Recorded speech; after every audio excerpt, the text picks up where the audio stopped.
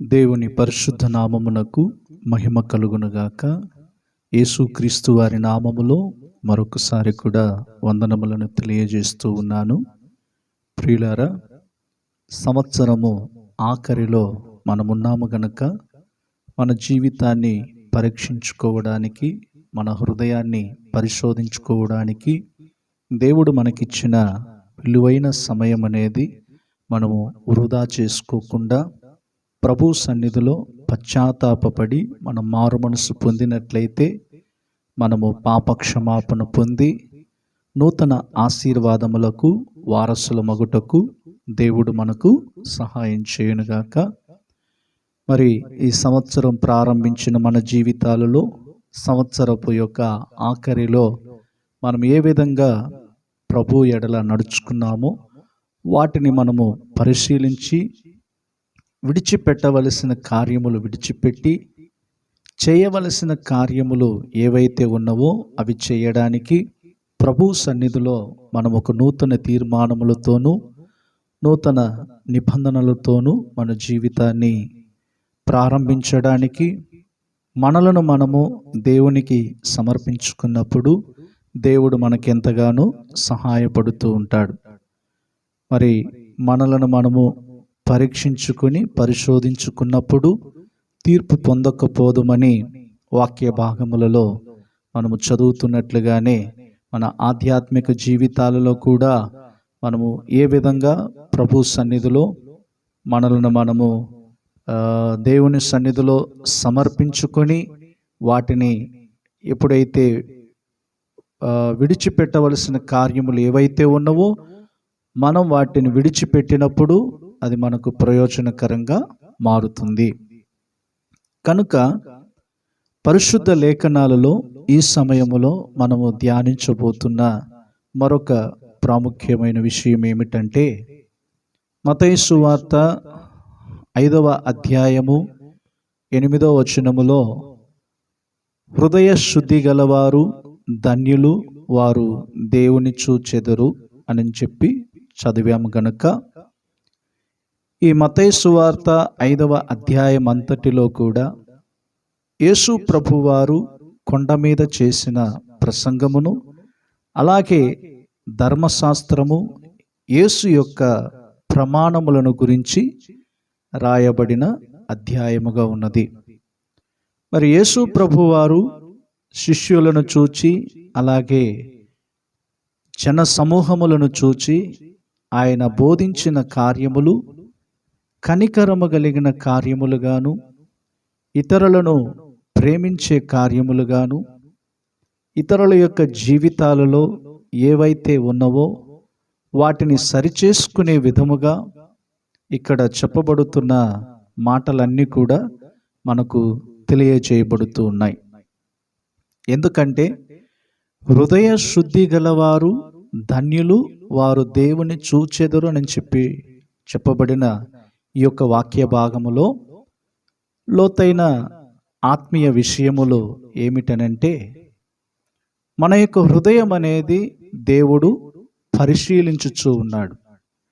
మనుష్యులు పై రూపమును గమనిస్తారు, కానీ మన దేవుడు హృదయ అంతరంగాన్ని గమనిస్తూ ఉంటాడు. హృదయ అంతరంగములో మనం ఎలా ఉన్నామో, ఏ విధంగా బ్రతుకుతూ ఉన్నామో, మన జీవిత విధానములేమిటి, హృదయ అంతరంగములో ఉన్న కార్యములు ఏమై ఉన్నవో అవన్నీ కూడా దేవుడు గమనిస్తూ ఉన్నాడు.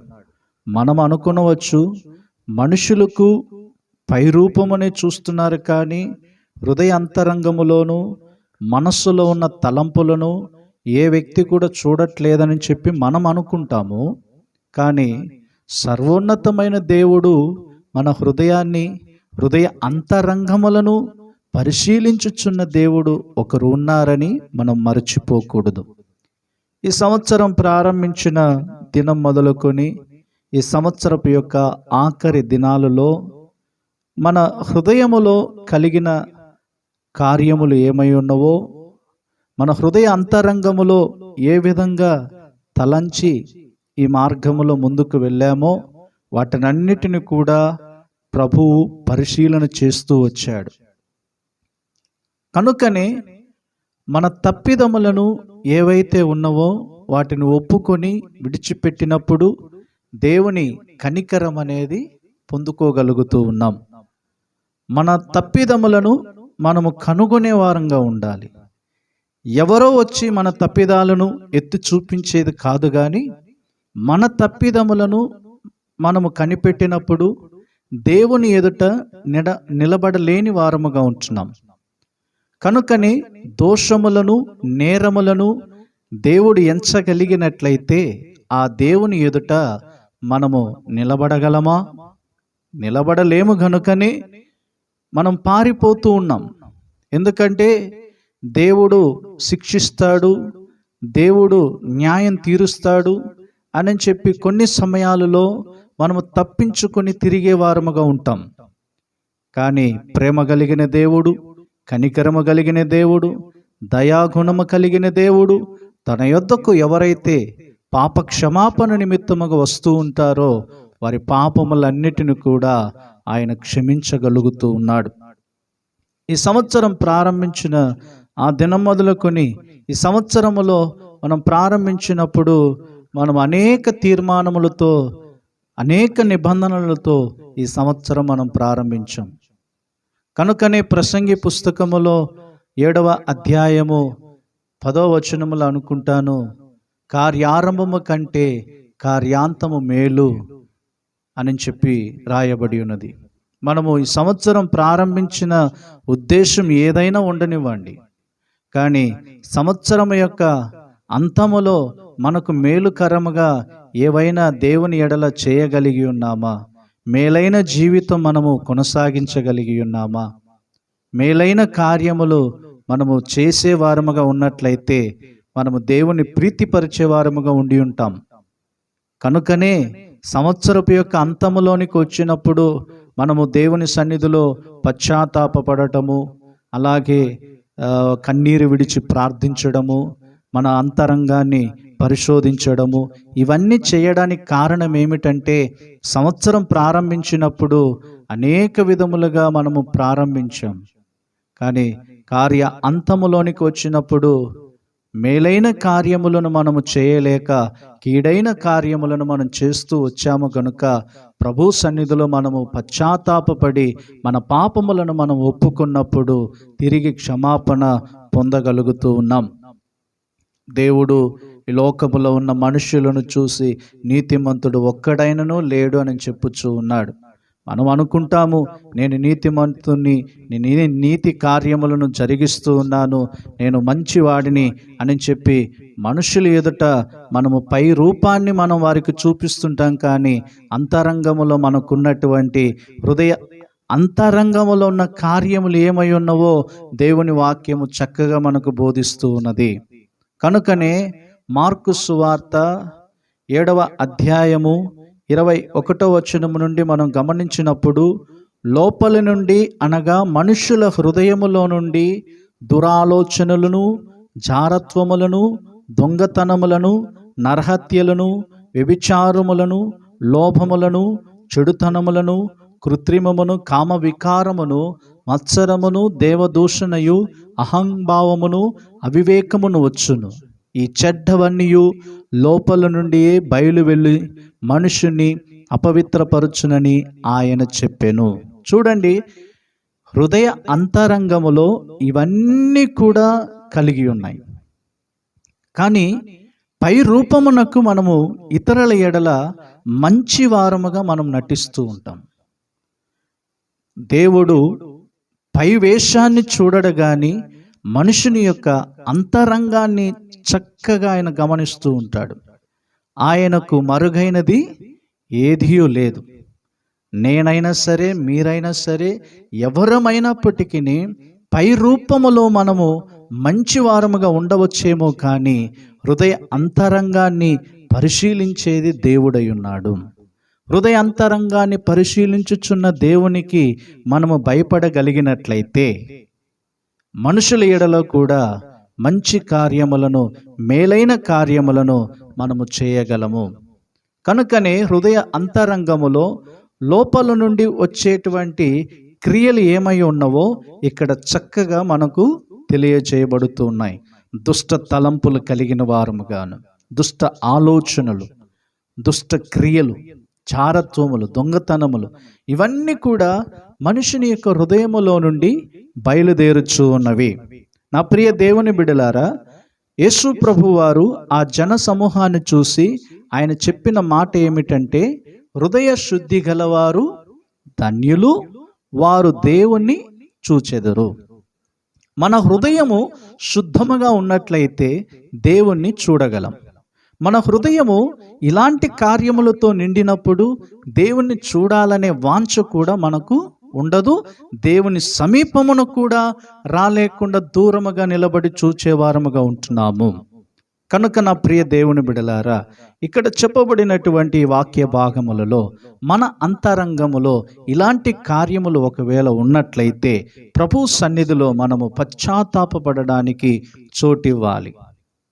కనుకనే దావీదు భక్తుడు 51వ కీర్తనలో మనము గమనించేటప్పుడు, నా అంతరంగములో శుద్ధ మనస్సును కలుగ చేయమని చెప్పంటున్నాడు. 51వ కీర్తనలో మనము చక్కగా ఆ మాటలను గురించి చదవగలుగుతూ ఉన్నాం. నా ప్రియ దేవుని బిడలారా, మన అంతరంగములో మంచి మనస్సాక్షి కలిగినటువంటి వారముగా ఉండాలని వాక్యం అనేది మనకు బోధిస్తూ ఉన్నది. కనుకనే ఇక్కడ దావీదు భక్తుడు చెప్పుచున్న మాటలు ఏమిటంటే, 51వ కీర్తన మొదటి వచనములో, దేవా నీ కృప చొప్పున నన్ను కరుణింపుము, నీ వాత్సల్యము బాహుల్యము చొప్పున నా అతిక్రమములను తుడిచివేయము అని అంటున్నాడు. మరి దావీదు భక్తుడు తన జీవితములో ఏదైతే తన అంతరంగములో ఉన్న అతిక్రమములను తుడిచివేయమని చెప్పి ప్రార్థిస్తూ ఉన్నాడు. ఈ సంవత్సరం ప్రారంభించిన మనలో సంవత్సరపు యొక్క ఆఖరిలో మనము ఉన్నాము గనక, మనకు దేవుడు ఇచ్చిన ఈ సమయాన్ని వృధా చేసుకోకుండా దేవుడు మనకిచ్చినటువంటి ఈ సమయములో మనము పశ్చాత్తాపపడడానికి దేవుడు ఎంతగానో మనకు సహాయపడుతూ ఉన్నాడు. కనుకనే మన అంతరంగములో ఉన్నటువంటి ఏవైతే చెడు కార్యములు ఉన్నవో హృదయము శుద్ధముగా లేకుండా మనము నూతన దినములోని కూడా ప్రవేశించలేని వారముగా ఉంటున్నాం. కొన్ని సందర్భాల్లో మనం అనుకుంటాం, నేను చేసే కార్యములు మంచి కార్యములే కదా, నేనేం తప్పు చేస్తున్నాను, నేను తప్పే చేయడం లేదని చెప్పి మనం అనుకునవచ్చు. కానీ దేవుడు గమనిస్తూ ఉన్నాడు. నా ప్రియ దేవుని బిడలారా, ఎప్పుడైతే మనము దేవునికి భయపడే వారముగా ఉంటున్నామో, దేవుని వాక్యమునకు భయపడే వారముగా ఉంటున్నామో, అప్పుడే మనము దేవునికి సాక్షులంగా బ్రతకగలుగుతూ ఉన్నాం. కనుక ఈ ఆఖరి దినాలలో, అనగా ఈ సంవత్సరము యొక్క ఆఖరి ఈ దినాలలో మన యొక్క జీవితాన్ని పరీక్షించుకోవడానికి దేవుడు ఒక సమయాన్ని ఇచ్చుచూ ఉన్నాడు. హృదయ శుద్ధి గలవారు ధన్యులు, వారు దేవుని చూచెదరు. కనుక ఎప్పుడైతే మన హృదయమును శుద్ధముగా కాపాడుకోగలుగుతూ ఉన్నామో, మన హృదయ అంతరంగములో ఉన్న చెడు కార్యములను ఎప్పుడైతే విడిచిపెడుతున్నామో, మనము ధన్యులంగా మార్చబడగలుగుతున్నాము. యేసు ప్రభువారు చేసిన కొండ మీద ఆ ప్రసంగములో ఆయన చెప్పిన మాటలలో ఒక మాటను మనము ధ్యానించాం. కనుక నా ప్రియ దేవుని బిడలారా, మన అంతరంగములో కూడా ఉన్న చెడు కార్యములను విడిచిపెట్టి దేవుని వైపు మనము తిరిగినట్లయితే మనము దేవుని చూడగలుగము. దేవుని చూసే ఒక కృప మనకు దొరుకుతుంది. కనుక నూతన సంవత్సరం మన ముందు ఉంచబడి ఉన్నది. ప్రభు చిత్తమైతే మనము నూతన సంవత్సరంలోనికి ప్రవేశించడానికి హృదయ శుద్ధమైనటువంటి ఒక వ్యక్తులంగా మనం మారి ఆ నూతన సంవత్సరములు అడుగు పెట్టడానికి ప్రభు మనందరికీ కృప దయచేయునుగాక. ప్రేమ కలిగిన మా తండ్రి, మీకు స్తోత్రాలు చెల్లిస్తూ ఉన్నాము. హృదయ శుద్ధి గలవారు ధన్యులు, వారు దేవుని చూచెదరని చెప్పిన మాట ప్రకారముగా మా హృదయాలలో ప్రభువ శుద్ధమైన కార్యములను దేవా ఉంచుకోవడానికి కృపనివ్వండి. చెడు కార్యములను విడిచిపెట్టడానికి, చెడు తలంపులను విడిచిపెట్టడానికి మమ్మలను మేము పరిశోధించుకొని పరీక్షించుకొని ఏవైతే ప్రభువా కీడైన కార్యములు మా హృదయములో ఉన్నవో వాటిని విడిచిపెట్టి మేలైన కార్యములను చేపట్టడానికి కృపనివ్వండి. ప్రతి ఒక్కరిని ప్రభువా మీరు ఆశీర్వదించి